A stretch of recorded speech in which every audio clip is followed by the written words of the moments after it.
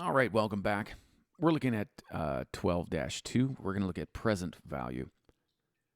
Now, the difference between future value and present value is this. In future value, you put money in the bank or you do something with your money or you have money in hand and you say, if I were to put this money into an account that earned such and such interest and that interest was earned semi-annually, quarterly, yearly, daily, whatever it was, compounded, simple, what would it be in 20 years? So if I were to put $1 in right now at 10% interest yearly, what would it look like 30 years from now?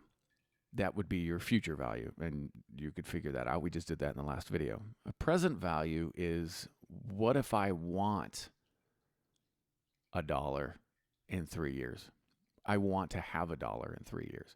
What do I need to put in now in order to get $1, right? Well, with inflation, well, if I don't do anything, I'm never going to have $1, right? If I have a quarter, it's just going to lose all the time. So basically what you say is, all right, I can earn this much interest. How much do I need to have right now in order to have a certain amount of money in the future? So for example, let's say you're looking right now and you're going, you know what, I would love to buy a home, but I need to have $30,000. I would love to buy a home in 10 years, but I need to have $30,000 as a down payment. You would get, right, with a financial advisor or somebody who, is skilled in this mathematics, and they would sit down with a computer program and they would say, you would need to do this. You need to put this much in right now if you had it in bulk. Most people don't have that kind of money lying around, and we'll look at a problem in just a second where most people don't have, $20, $30, $40, $50,000 just lying around. And so it gets a little bit more complicated. And what we're going to be doing in chapter 12, chapter 13, and from here on out is really going to be the bulk of what you'll be doing throughout your business degree.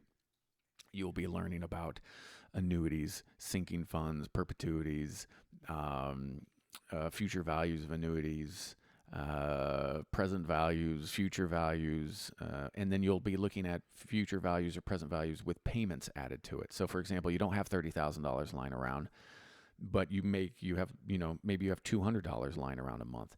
What would that look like if every month you're putting in $200? How would that change anything in the future or while you save? So it does get a little bit more complicated, but really, if you know the mathematics behind it, it really isn't that complicated. And thank goodness for computers, it's really easy. But it is important that you understand the math behind it, and that's kind of where we come in. So let's take a look at a word problem to kind of explain how does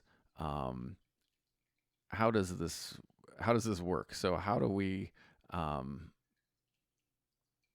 figure out present value? So let's look at word problem number 5. So word problem number 5 states, Tony Ring wants to attend Northeast College. You will need $60,000 4 years from today. Assume Tony's bank pays 12% interest compounded semi-annually. I would love to bank where Tony banks because that is really good. What must Tony deposit today so he will have $60,000 in 4 years? So we're going to use the table provided, which is the table right above us, right? Do not round intermediate calculations. Round your answers to the nearest dollar amount. So we want to know, this is what we need to know. We want to know how much should be deposited today. So present value, we want to know present value, right? And we're going to put our answer in this box. So we know that, let's move this down a little bit. So we know that 4 years from today, and we know semi-annually. So this is important information. This is important information. And this is important information that we need to know. So we know for 4 years, we need to know how many periods are we looking at. So for 4 years, and so 4 periods. That is incorrect. It's not 4 periods because it is compounded semi-annually. So every year gets compounded twice. So 4 years times 2 equals 8 periods. Okay? And now we also have to look at, so 12%. Well, no, that's not how we do it, right? We break up the percentage per year by how many times it's broken up. So this is semi-annually, right? So semi-annually is going to be 12% divided by 2, which gives us 6%. Now, if it were quarterly, it would be 12 divided by 4. If it were daily, it would be, depending on if we're doing exact or ordinary, would be 365 days or 360 days.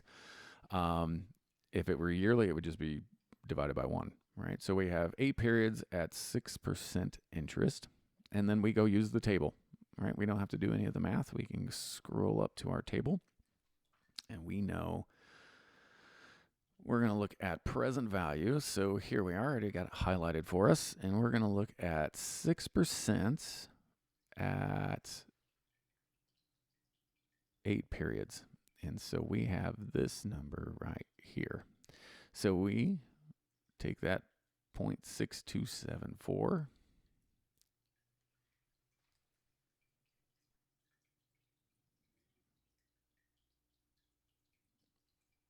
All right, we're going to get our calculator out here.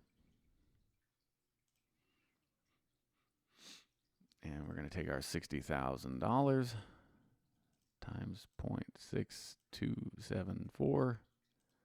And we get the present value of our, whoops, let's get the pin there, is $37,644. And there's our calculator, right?